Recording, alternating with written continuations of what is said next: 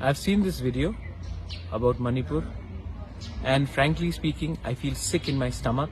I feel disgusted. All my life, whenever our women were attacked in mainland India or abused, we've stood up, and we've always told the rest of India that it is not like this in Northeast. But today I feel for the first time in my life ashamed that this has happened in our backyard. The Chief Minister today has said that he's shocked after seeing the video. Come on, he's the Home Minister. It's a small state, Manipur. This video obviously has been circulating around Manipur, but we did not know about it because internet was banned. But I'm sure the officials knew about it, he knew about it. And he has to be held accountable. You know, all this time we've been hearing that the police has been taking sides, and this video shows that that allegation is not untrue. The Prime Minister has spoken today, the Chief Justice of India has spoken today, but we need to speak up also. I think time has come for heads to roll.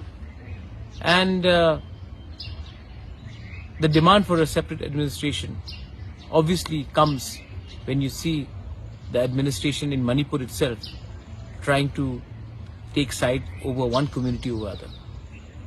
I am sorry that we did not speak out earlier. We should have spoken out a lot earlier, but the internet was banned. We had no idea. We were told something else.